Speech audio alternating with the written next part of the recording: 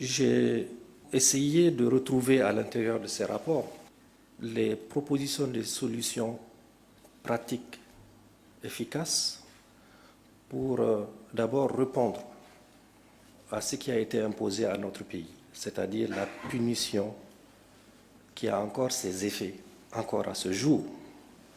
J'aurais souhaité évidemment que le rapport s'appesantisse sur ces aspects importants. J'aurais souhaité également relever quelle a été la contribution réelle du secteur privé pendant cette période. Je n'en ai pas rencontré. Et je pense que c'est extrêmement important que ce qui est prévu, nous retrouvions très rapidement pour travailler, parce qu'il n'y a aucun pays au monde qui s'est développé lorsque son secteur privé n'est pas actif et lorsqu'il ne prend pas part à l'activité économique. Donc, vous êtes incontournable. Il est important que nous nous retrouvions très rapidement. Je n'ai pas vu, malgré la punition excessive, un tant soit peu qu'on indique qu'est-ce que l'État a fait pendant cette période-là. Je ne veux pas vous en vouloir, mais je rappellerai quand même ce que l'État a fait. À la demande du chef de l'État, le général Tchani, de tous les membres du gouvernement, du CNSP, il y a eu un abattement de 25% de la base taxable de 10 produits de grande consommation pendant la période. Il y a eu la réduction du taux de la TVA de 19% à 10% en faveur des entreprises du secteur de la restauration. Vous savez, quand on parle de la pression fiscale, j'ai relevé évidemment qu'il est demandé encore des efforts de désarmement tarifaire, des efforts de défiscalisation et même, j'allais dire, une subvention qui est demandée à l'État, si on lit entre les lignes. Mais quelle est la situation à ce jour? On est à un taux de pression fiscale de 11%, c'est-à-dire sur 100, l'assiette à partir de laquelle on fait du prélèvement pour financer l'économie est à 11. Notre pays était à quasiment 16% à la fin de l'année 2010. Il y a un recul à ce niveau. Donc le débat sur la fiscalité, c'est moins d'ailleurs la question sur le taux que la capacité de l'État et ses partenaires qui sont les secteurs privés notamment, de procéder à un élargissement de la base de prélèvement, c'est-à-dire qu'il y ait le maximum de ce qui contribue à l'impôt. C'est ça qui permet évidemment de disposer des ressources, de les investir pour faire de la construction. Il y a eu la suppression de l'enregistrement des opérations d'augmentation de capital au droit proportionnel de 8%. Il y a eu de la part de l'État l'octroi d'une subvention d'un peu moins d'1 milliard à la RINI pour renforcer sa production, parce que la période exigeait que nous soutenions les entreprises capables de produire pour faire face, disons en réponse à ce que la CEDEAO a fait. La CEDEAO a appliqué une punition qu'on n'a jamais vue par ailleurs dans le monde. On ne peut pas fermer une frontière, empêcher que des médicaments rentrent, que des céréales rentrent, qu'on coupe l'électricité et qu'on ferme de manière étanche les frontières. On a enregistré, lorsqu'on a coupé l'électricité dans nos centres de santé sur l'ensemble du pays pour cause d'absence de production de l'énergie, 375 morts. C'est très grave ce qui s'est passé. L'organisation de plusieurs convois d'acheminement des marchandises, notamment des produits de première nécessité. Ce sont vos produits. L'armée a consacré des moyens extrêmement importants. C'est des hommes et des femmes en tenue, c'est des avions de surveillance. C'est un effort considérable et on en a perdu des hommes. Vous avez également perdu des produits, nous en convenons. La simplification des procédures de passage portuaire à la frontière avec les pays de transit. La délivrance d'une vingtaine d'autorisations supplémentaires d'importation du riz pour garantir sa disponibilité sur le marché local. La création des cadres de partenariat avec l'État indien et chinois pour l'importation du riz. Mais je vais vous raconter rapidement ce qui s'est passé ce matin avec la mission du FMI qui est arrivée pour la revue à mi-parcours, 2 revues à mi-parcours. Déjà à Washington, on s'est mis d'accord sur la tenue de cette mission. Dans notre entendement, c'était une mission qui devait s'appesantir sur deux choses importantes. La première, sur comment aider notre pays à retrouver la normalité dans son ensemble. La normalité dans son ensemble, c'est d'abord l'aide à assurer sa propre sécurité. On ne demande pas au FMI de financer la sécurité du pays. Ça fait partie du rôle que l'État lui-même doit assurer. Mais nous avons mis en garde le FMI de nous en vouloir parce que nous avons déployé des ressources pour assurer la sécurité de notre territoire, pour assurer la sécurité des personnes et pour assurer la sécurité de leurs biens. Quelle que soit la beauté d'un programme, quelle que soit la pertinence d'une réforme macroéconomique, il faudrait être en vie. Il faudrait également, pour être en vie, il faudrait avoir une sécurité assurée. Et pour avoir une sécurité assurée, il faut avoir les moyens de sa propre sécurité. Je vous assure, vous ne pouvez pas imaginer ce qui est fait pour ça. Ces hommes en tenue ne dorment pas avec les moyens de bord. Donc nous avons dit, notre priorité, c'est d'abord notre propre sécurité. Le deuxième élément fondamental, au travers de la reprise, de retour à la normalité, c'est de voir comment est-ce que nous allons mobiliser des ressources pour répondre à ce défi sur le plan alimentaire. Il est important que quelque chose soit fait pour permettre d'abord à nos propres paysans de produire, toujours en lien avec la sécurité. Tout le monde sait aujourd'hui, c'est moins le pétrole ou l'uranium que l'agriculture et l'élevage qui constituent les vrais fondements de notre économie. Donc l'idée du chef de l'État et de nous tous, et de vous également, c'est de permettre à ces deux mamelles de l'économie de pouvoir être en mesure de répondre aux besoins qui sont essentiels pour nous. Mais quand on voit ce qui est en train de se passer, aussi bien à l'extrême ouest du pays qu'à l'est, on s'attaque fondamentalement à ces deux mamelles. Quand on tue des paysans, quand on brûle des greniers, quand on empêche aux paysans de semer et quand on emporte son bétail, en réalité, on le condamne à la disparition. C'est fondamentalement cela qui est visé, ces attaques que nous subissons. Ces gens qui arrivent au nom du djihadisme, d'ailleurs, djihadisme, je ne sais même pas ce que c'est, le djihadisme, non, ce sont des terroristes. Vous les prenez, la plupart d'entre eux ne savent pas réciter le moindre verset du Coran. Pourtant, ils disent Allahu Akbar et ils tuent. Ils ont avec eux des boussoles, des armes les plus sophistiquées qui probablement ne sont pas fabriquées ici à Niamey. Il y a un problème de ce point de vue.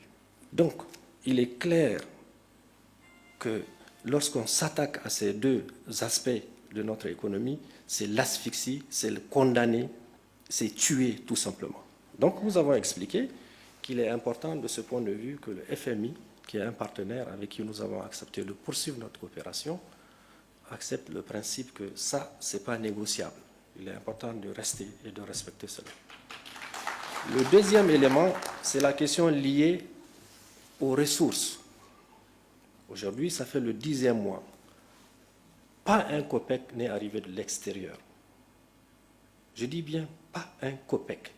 Toutes les dépenses de sécurité qui sont, les dépenses de souveraineté qui sont assurées, c'est à partir des ressources qui sont mobilisées à l'interne. Je voudrais remercier notamment le secteur bancaire qui a joué un rôle extrêmement important dans l'accompagnement de l'État pour pouvoir faire face à ces dépenses-là. On n'a pas enregistré un seul mois d'arriéré de salaire. Donc, en dehors de l'avance que nous avons eue à contracter auprès de nos partenaires privilégiés qui sont les Chinois, vous avez dû le suivre, mais toute cette ressource, nous avons décidé, les 2/3, de les consacrer à l'appurement des arriérés, d'abord extérieurs, parce que c'est ça qui va permettre de reprendre les investissements qui arrangeront à la fois le gouvernement, vous-même. Et nous avons repris l'ensemble de notre coopération avec tous les partenaires qui avaient suspendu au lendemain du 26. Et je remercie l'ambassadeur de Chine qui a joué un grand rôle. C'est une avance, on en a entendu parler, qu'on a contourné la Banque centrale, qu'on a voulu... Non, cet argent se trouve à la Banque centrale. Nous avons utilisé une des banques locales qui a accompagné fortement le gouvernement pendant les moments les plus difficiles pour faciliter évidemment la transaction de ces ressources, mais l'argent est à la Banque centrale. C'est à partir de ça qu'il faut que les gens le sachent. Et pas un seul franc n'a pris notre direction que ce qui a été arrêté, apurer les arriérés que nous avons trouvés, apurer les arriérés qui se sont constitués par la faute de ceux qui nous ont mis sous sanction. Et je l'ai dit ce matin au FMI, ils font partie de ça. Donc, et troisième élément du FMI, c'est de parler de la transparence. À qui ils vont apprendre la gestion dans la transparence? Non, on leur a dit ça ce matin. Aucun franc n'a pris une autre direction que l'emploi réservé exclusivement pour assurer le salaire, pour faire face aux dépenses de la santé. Une rentrée qui s'est effectuée cette année, notamment l'année dernière, dans des conditions extrêmement... D'ailleurs, moi, je n'en ai même pas connu par le passé, mais ça s'est passé.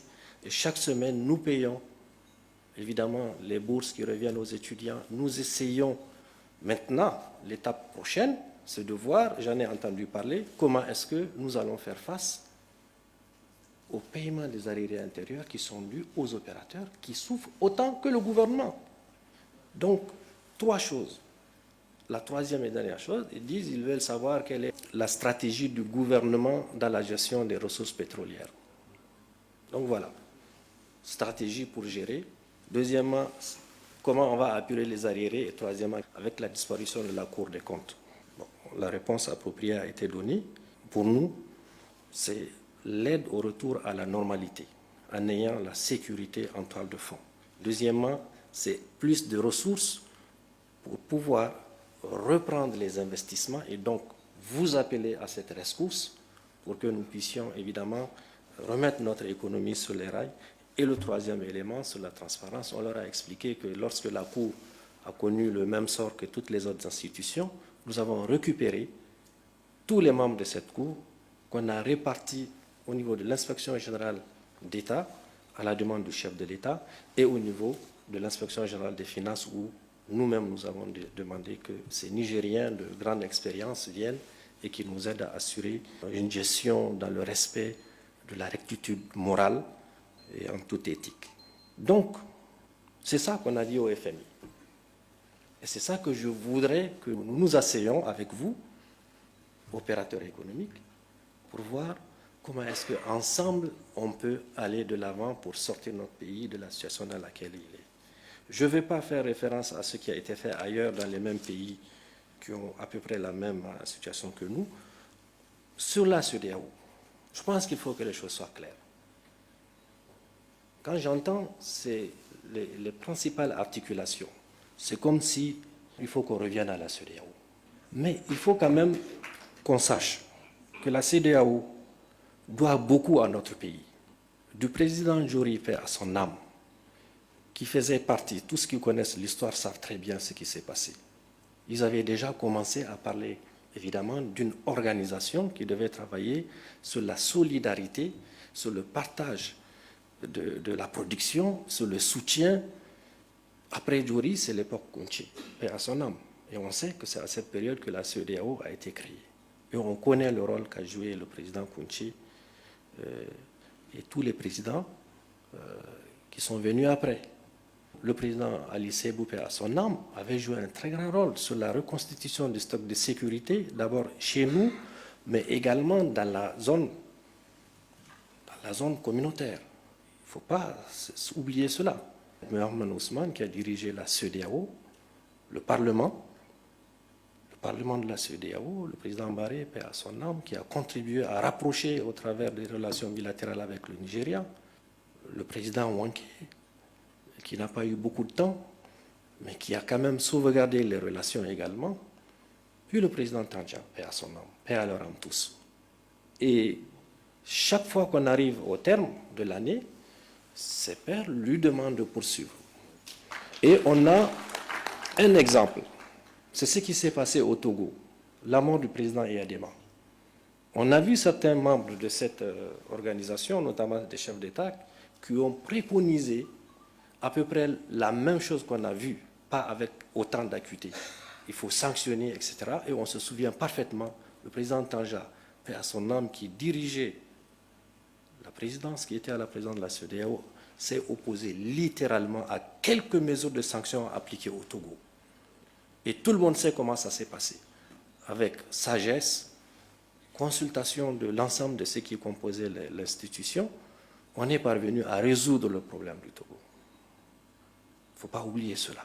Et la CEDEAO, on a vu les chefs d'État qui sont venus après aussi, même le général Salou, qui a eu un temps, aussi a continué à travailler à la consolidation de nos rapports avec la CEDEAO, le président Issoufou et le président déchu, M. Bazoum, tous les présidents nigériens ont contribué fortement à la vie de cette institution. Qu'est-ce qui s'est passé quand ils ont pris la décision de nous punir? On a à un moment donné entendu dire que le Niger ne voulait pas négocier. Non, c'est des contre-vérités. Nous avons envoyé 4 ministres. Le ministre en charge de la justice qui est là assis, le ministre directeur de cabinet du chef de l'État, le ministre des Affaires étrangères et le ministre porte-parole du gouvernement. Il est important que vous sachiez que lorsqu'ils sont allés, dans l'optique de négocier malgré tout, nos partenaires nigérians, un certain nombre de ceux qui sont autour du chef de l'État, ont menacé notre pays. Ils ont dit que leur pays dispose d'1 million de soldats, ils vont nous envahir. Il faut que vous le sachiez. Et c'était eux qui demandaient à ce qu'on serre.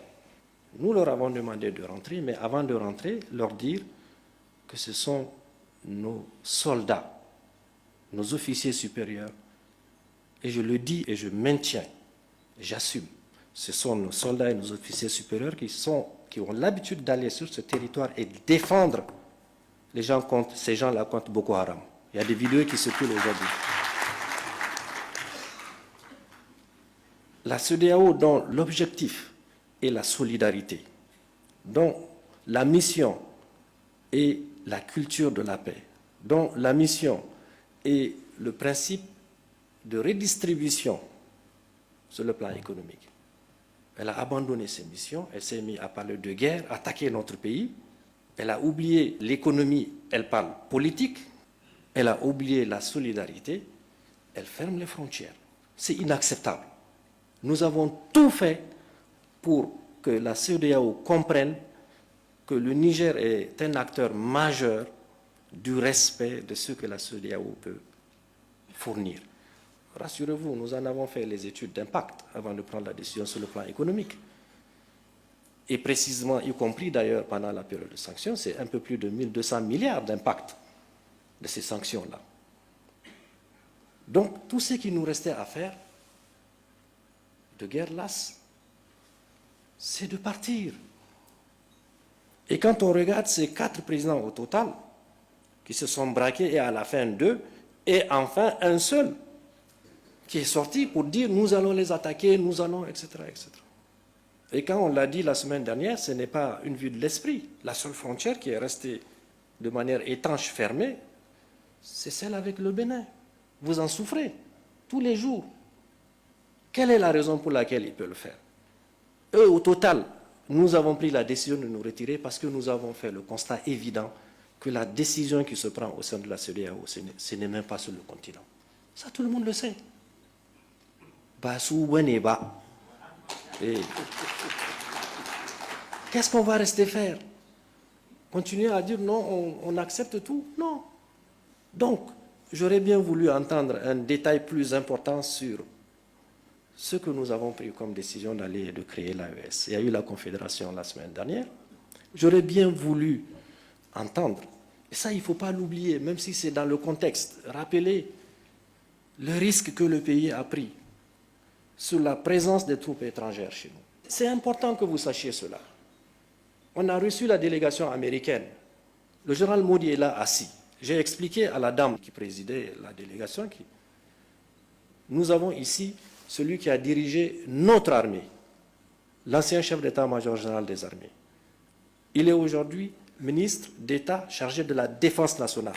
Je voudrais lui poser la question devant vous. Est-ce qu'il sait combien de soldats américains y a-t-il sur notre territoire et qu'est-ce qu'ils font? Il est là présent, il a dit qu'il n'en sait rien. Et c'est vrai. Mais est-ce qu'on veut qu'on laisse des gens sur notre territoire? Où c'est notre territoire, notre pays, on est souverain. Quand nous partions pour les assemblées annuelles du printemps du FMI et de la Banque mondiale, on a déposé une demande de visa en bonne et due forme. Premier ministre, les ministres. Mais lorsque un soldat américain, fût-il un officier supérieur, atterrit à l'aéroport de Niamey avec une simple carte d'identité, est-ce que ça c'est un respect pour notre pays? Non. Un soldat, il a été remis dans l'avion. Et ça c'est une faute? Non. Au département d'État, quand nous avons été reçus, à 2 reprises, première fois à notre demande, la deuxième à leur demande, nous leur avons dit, ok, vous êtes à Agadez, est-ce que vous accepteriez que nos soldats aillent au Texas et rester là-bas, là, chez vous? Il n'y a pas de réponse. Et nous avons toujours dit, et je pense que c'est votre opinion, on préfère avoir des investisseurs américains qui viennent investir dans l'économie et ils savent parfaitement bien le faire, des grands travailleurs, c'est un peuple travailleur, plutôt que d'avoir des soldats dont on ne sait même pas ce qu'ils font chez nous. Il n'y a aucune animosité, aucune, je vous assure, que ce soit les Français qui sont partis ou les Américains, il n'y a aucune animosité. Nous étions, et nous en sommes, tristes de la situation, mais conscients des responsabilités qui sont les nôtres. Nous allons travailler ensemble. Moi, je voudrais encore une fois vous remercier. Ce diagnostic, nous le partageons totalement. Nous allons travailler progressivement à revenir sur les fondements. Nous allons vous réserver la place qui est la vôtre, parce qu'il n'y a aucun pays, encore une fois, qui s'est développé lorsque son secteur privé ne contribue pas à l'économie. C'est vous, la cheville ouvrière. Et le chef de l'État a donné instruction, nous-mêmes nous avons répercuté ces instructions pour que nous nous asseyions déjà, voir un peu comment est-ce qu'il faut continuer à assainir davantage l'environnement pour qu'il soit propice à l'attrait des investisseurs. Et vous en faites pas. J'ai retenu un mot important qui est la préférence nationale. C'est vrai qu'il faut qu'on vous donne. Ça ne se justifie point qu'on réserve du travail à ceux qui arrivent, alors que nous avons des compétences localement qui peuvent parfaitement bien assurer. Et ça, nous allons veiller à ce que vous soyez privilégiés. Il y a le représentant du FMI, ils m'écoutent, ils sont là assis, c'est vrai. Il faudra que vous aidiez à cela. Donc, pour résumer, 1, on a besoin de nous protéger. 2, on a besoin des ressources nouvelles pour relancer l'investissement. Et c'est ce que nous essayons de faire. Et pour terminer, je sais qu'il y a beaucoup d'entre vous qui ont beaucoup fait des démarches pour que nous ouvrions notre frontière avec le Bénin. Mais ce n'est pas de gaieté de cœur. Comme on l'a dit, quand la décision a été prise par la CEDEAO de fermer les frontières, la seule qui est restée de manière fermée, étanche, c'est celle-là avec le Bénin, vous le savez, autant sinon mieux que nous, puisque c'est vous qui passez par là-bas. Et maintenant, le pipe passe.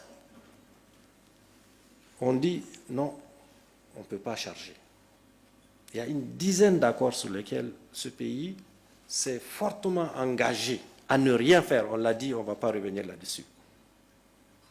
Mais se réveillant un bon matin pour dire, non, on ferme, ça ne passe pas, mais vous voulez qu'on fasse comment? Alors que nous savons les points qu'on a cités lors de la conférence de presse, ce n'est pas une vue de l'esprit. Nous avons des soldats qui ne sont pas béninois, qui animent ces points-là, au nombre de 5, et dont la base la plus importante et la plus dangereuse, qui est au bord du parc du W, qui renferme justement des soldats de ce pays qui entraînent des terroristes. Nous le disons et nous maintenons notre position. Donc, voilà la situation. La CEDEAO est responsable en grande partie pour ce qui nous arrive. Nous avons le devoir de nous réveiller. Nous sommes dans l'AES. L'AES, c'est le Mali, c'est le Burkina et nous. Que le Togo soit remercié pour tout ce qu'il a eu à faire pour faciliter. Et ce qui vous reste, si vous avez encore quelques conteneurs au Bénin, il faut les envoyer au Togo. Mais ils vous ont même taxé pour ce que vous avez gardé. Ça, c'est inacceptable. Et on a aujourd'hui pratiquement toutes les autres frontières qui nous sont accessibles. Nous avons parlé avec l'Algérie, nous allons approfondir nos échanges. Le Tchad, qu'il faut remercier. Le Tchad a été appelé pour contribuer à la démolition du Niger. Il l'a refusé. Ils ont refusé. Il faut leur reconnaître ça. Et ils nous ont dit, utilisez aussi notre passage. Si vous voulez aller vers le Cameroun, les Camerounais nous ont dit qu'ils sont prêts à faciliter. Il faut qu'on travaille tous ensemble pour que la partie algérienne nous soit accessible. Même les deux Libyes sont prêtes à accepter que ce sont nos voisins, on n'a pas le choix. Donc notre rôle est même de contribuer à les rapprocher rapidement. Donc, encore une fois, merci pour votre patience et pour votre disponibilité. Sachez que nous ferons tout ce qui est à notre pouvoir pour faciliter, disons, l'étude de tout ce que vous avez eu à mettre pour ensemble qu'on trouve les mesures qu'il faut.